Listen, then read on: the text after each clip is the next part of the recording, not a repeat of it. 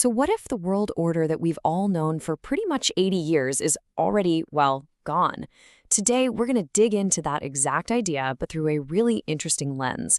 A hypothetical speech from Donald Trump, imagine him in a second term, speaking at Davos in 2026. We're going to use it to try and figure out the new rules of power in a world where it feels like the old ones are just vanishing. And that really forces you to ask a pretty fundamental question. What actually happens when all those global agreements, the ones that have more or less kept the peace for over 75 years, what happens when they just stop working? According to some analysts, this isn't some far-off future problem. It's the reality we are in right now. Political commentator Konstantin Kisin, he puts it very bluntly. He basically argues that this whole rules-based order was a kind of shared myth, a story we all agreed to believe in about living in a structured world. But he says that story's over. It's gone. And that changes everything about how the big players on the world stage interact. All right, so to really get what's new, we first have to wrap our heads around what's ending. In this first part, we're going to unpack this theory that the entire global framework built right after World War II has basically fallen apart, leaving this huge power vacuum behind. So this system was called the rules-based international order. The whole idea was to make things that aren't physically real, like international law, actually function as if they were. But here's the catch, as Kisin points out. A law like that was only ever as strong as the powerful countries willing to enforce it. So why did this whole system start to crumble? Well, the analysis goes something like this. After the Soviet Union collapsed, the West kind of lost its unifying purpose. Then, actions like the wars in Iraq and Afghanistan really damaged its moral authority. And when you mix that with a decline in relative military power, you get a power vacuum, and nature, as we know, abhors a vacuum. Okay, now let's see how this all leads to what the hypothetical speech calls America's turnaround. We're going to use this 2026 address as a case study for a completely new unilateral approach, one that's focused, laser-like, on national interest and nothing else. So the speech kicks off with an absolutely staggering claim, $18 trillion. That's the amount of new investment they claim to have secured for the U.S. in just 1 year.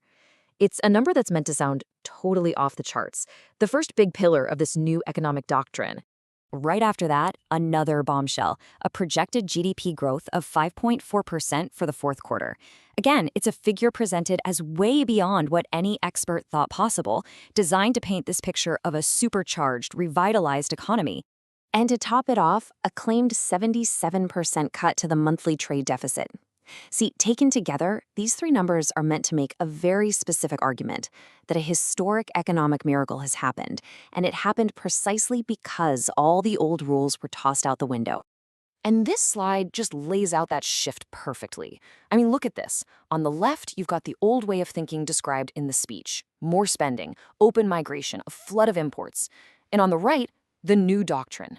Slashing the bureaucracy, sealing the borders, hitting other countries with tariffs, and going all in on total energy independence.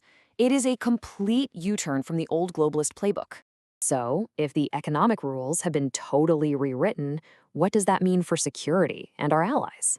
Well, this new mindset completely redefines those relationships, and we're about to see just how, with a pretty startling example that really captures this new, purely transactional approach. I mean, listen to this quote from the speech. It's just so blunt. The idea of acquiring Greenland from Denmark, a NATO ally, isn't presented as a friendly discussion between partners. Nope, it's framed as a demand based on strategic need and pure, raw power. It's maybe the best example you could find of a foreign policy based entirely on strength. And the justification for it is really telling. It's not about cooperation, it's all about capability. The argument is dead simple. Denmark can't defend Greenland, the US can, and it's a critical piece of real estate in a world with competing superpowers. Therefore, it's a core US national security interest. End of story. And you see this exact same logic applied to historic alliances like NATO. In this new world, alliances aren't about shared values anymore. They're judged by a cold, hard calculation. What are we paying and what are we getting? The speech paints NATO as a lopsided deal, where America foots the bill and provides the muscle and gets very little back. So this brings us to the really crucial point. This case study isn't just about one leader's particular policies. It's about how those policies are a reflection of a brand new global reality, what they call a multipolar world, where multiple big powers are all playing by their own set of rules. According to Kissin's analysis, this kind of unilateral thinking is a symptom, not the cause of a world that's already multipolar. The US, China, Russia, they aren't playing by the old shared rules anymore because, in this view, those rules don't really exist. Every major power is just doing what's best for them. And this new reality is seen as making Europe, in particular, incredibly vulnerable. Just look at this chart.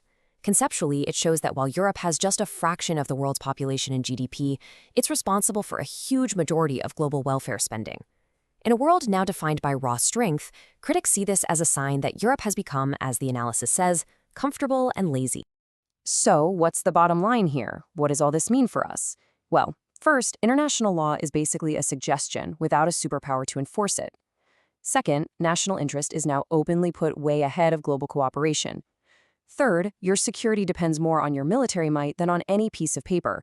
And finally, and this is the really chilling part, this creates a world where more and more countries might see getting nuclear weapons as their only real guarantee for survival. Which leaves us all with one final, absolutely critical question.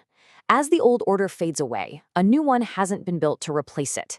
In a world where might makes right is becoming the norm again, who gets to write the new rulebook? That is the defining challenge of our time.